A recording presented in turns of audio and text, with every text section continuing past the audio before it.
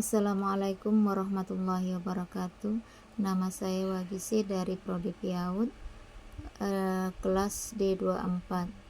Nah, di sini saya ingin mempresentasikan makalah saya dari tugas mata kuliah bahasa. Di sini saya memilih judul makalah yaitu Ragam Bahasa sebagai Cerminan Identitas Sosial dan Budaya.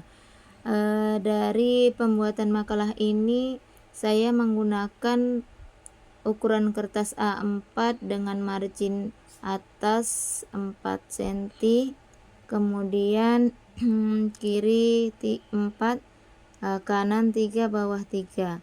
Kemudian saya menggunakan jenis tulisan Times New Roman ukuran 12 untuk tulisan. Kemudian untuk judul dan nama lembaga, kata dan tahun saya gunakan ukuran 14 dan di bold. Kemudian saya menggunakan spasi 1,5. Setelah halaman judul, kita masuk kepada kata pengantar. Bahasa mempunyai kedudukan yang sangat penting dalam kehidupan bernegara. Dengan bahasa kita bisa berinteraksi dengan mudah dengan orang lain. Dan sebaliknya, dengan bahasa seseorang akan merasa kesulitan untuk menyampaikan apa yang menjadi keinginan maupun harapannya. Untuk itu, bahasa menjadi sangat penting fungsinya bagi seseorang. Di setiap negara pasti memiliki beragam suku, di mana setiap suku bangsa tersebut memiliki bahasa, budaya, dan tingkat sosial yang berbeda-beda. Oleh karena itu, bahasa memiliki peran penting sebagai bagian dari cerminan identitas sosial maupun budaya. Biasanya bahasa sebagai cerminan identitas budaya.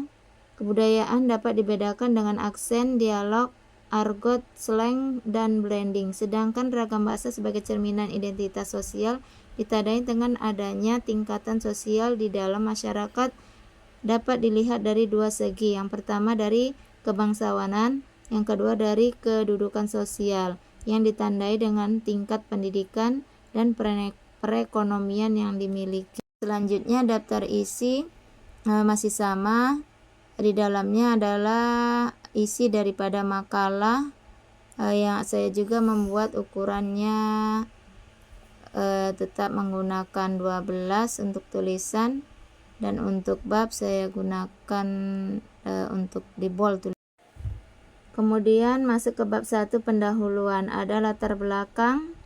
Di sini ada bahasa salah satu ciri yang dapat membedakan manusia dengan makhluk lainnya. Bahasa dijadikan sebagai alat komunikasi di mana hal tersebut menjadi bagian dari sistem kebudayaan. Bahasa juga menjadi faktor utama untuk menentukan terbentuknya suatu kebudayaan, karena pada dasarnya suatu budaya dapat dibedakan berdasarkan bahasa yang dimiliki oleh setiap budaya. Sehingga bahasa dapat dijadikan sebagai cerminan kebudayaan suatu masyarakat serta menjadi cerminan identitas sosial. Bahasa merupakan sarana komunikasi yang digunakan untuk menyampaikan maksud, ide, pikiran, maupun perasaan kepada orang lain.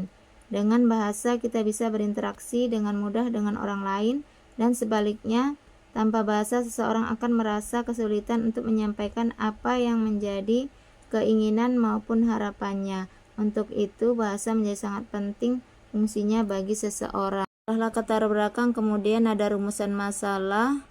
Di sini rumusan masalah bagaimana ragam bahasa sebagai cerminan identitas sosial dan budaya. Kemudian ada tujuan penulisan. Tujuannya adalah untuk mengetahui bagaimana ragam bahasa dapat dijadikan sebagai cerminan identitas sosial dan juga budaya. Kemudian manfaat penulisan. Manfaatnya untuk bagi pemerintah, untuk pendidikan, kemudian bagi pengajar, bagi mahasiswa. Itu masuk kepada bab pembahasan.